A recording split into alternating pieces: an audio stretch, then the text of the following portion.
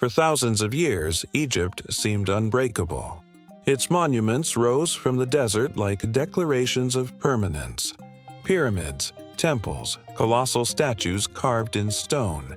They survived invasions, dynasties, and the erosion of time itself. But monuments do not feed people. They do not irrigate fields. They do not prevent famine. Egypt's true strength was not vertical. It was horizontal. It flowed. Every year, without fail, the Nile rose. And when it rose, it rewrote the land. Fields disappeared beneath dark water. Paths dissolved. Boundaries vanished. Then the waters receded, and what remained was fertile ground. This cycle defined the Egyptian year. Not months, not weeks, but floods. Akhet, Peret, Shemu. Flood, growth, harvest. This rhythm governed everything. Work, religion, politics.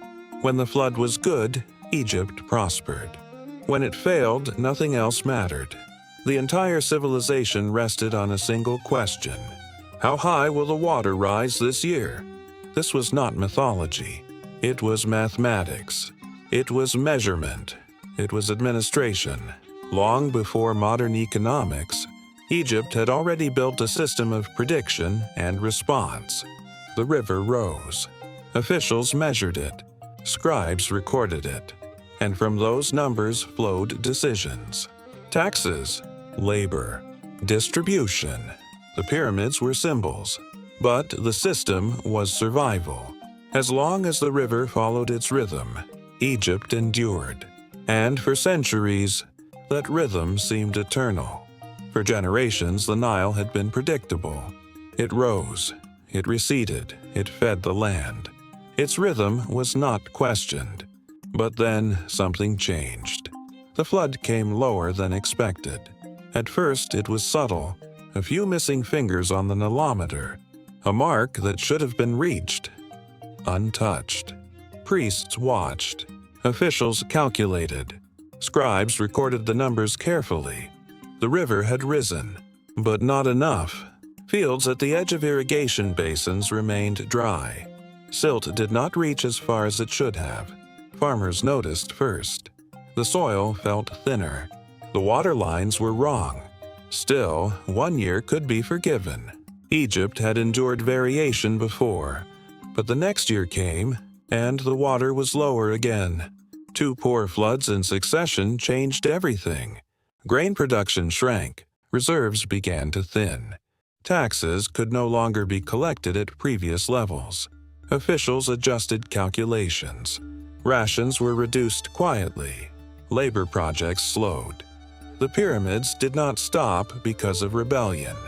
They stopped because there was not enough surplus. The system strained, not visibly, but numerically. Low flood levels meant fewer harvests. Fewer harvests meant less stored grain. Less grain meant less authority. Because the power of the pharaoh depended on delivery. Deliver food, deliver stability, deliver order. When the Nile failed repeatedly, the divine image of kingship weakened. Whispers replaced certainty. Was the king still favored by the gods? Or had the gods turned away? Environmental stress does not announce itself with noise. It accumulates, layer by layer, just like silt once did. But this time, what accumulated was fragility. Historians now associate periods like the First Intermediate Period with extended episodes of low Nile floods. Climate shifts beyond Egypt's borders rippled into the valley. Reduced monsoon patterns in East Africa meant less water traveling north. The river that unified Egypt could also divide it. Local governors gained influence. Central authority thinned, not because walls fell, but because grain failed. When food distribution weakens, loyalty follows.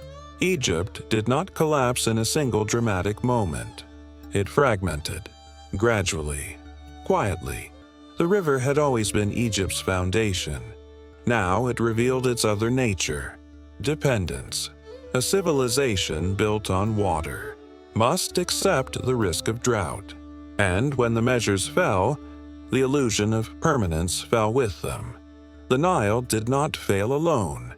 Its failure moved through people, through homes, through villages, through bodies.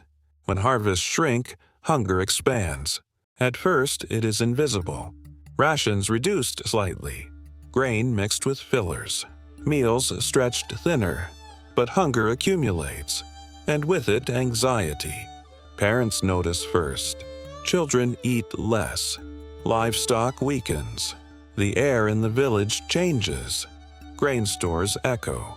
Markets grow quieter. When scarcity persists, movement begins. Families leave smaller settlements.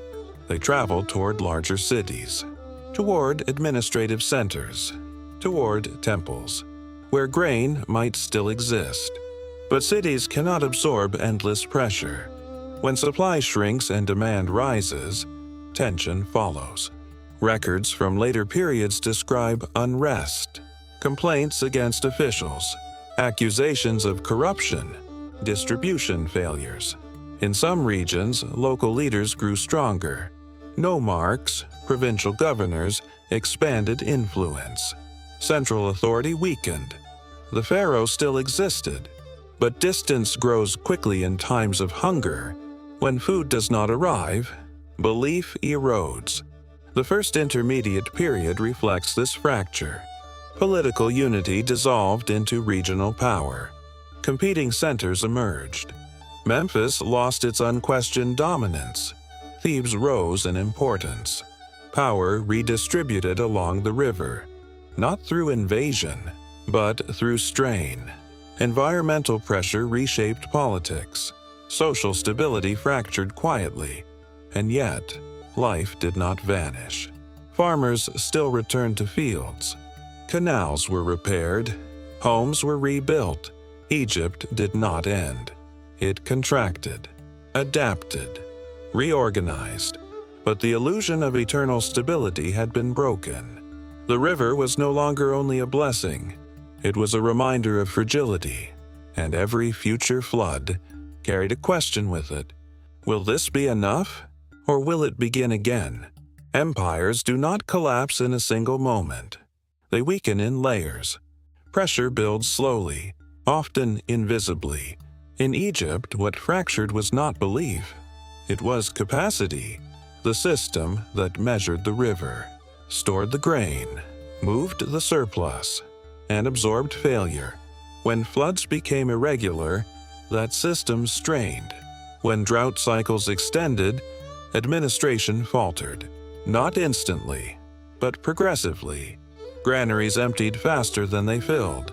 Labor forces thinned. Confidence declined. Monuments still stood.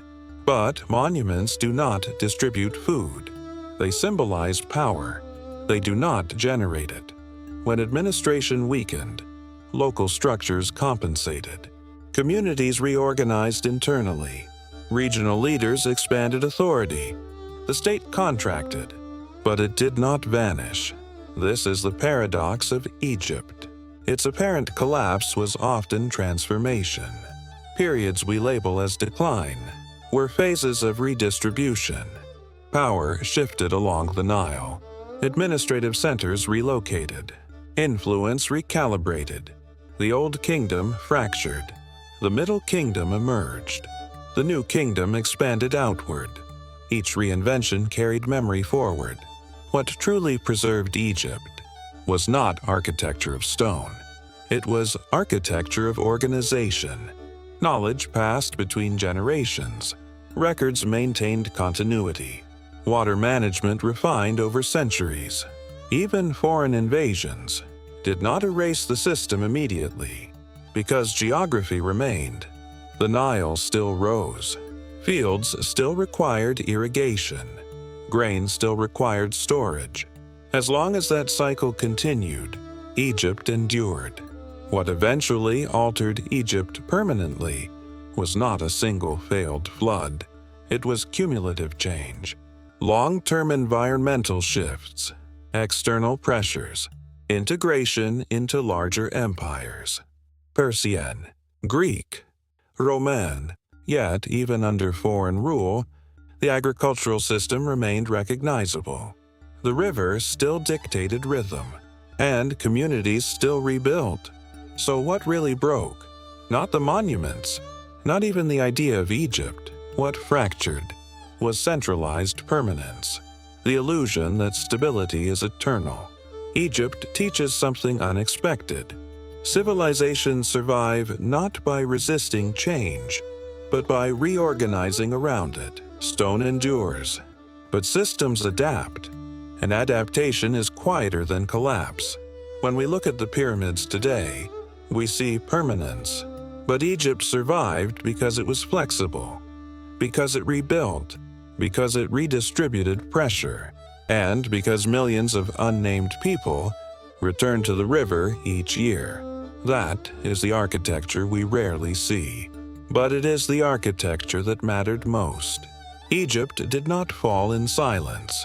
It transformed in continuity, and that may be more powerful than collapse itself.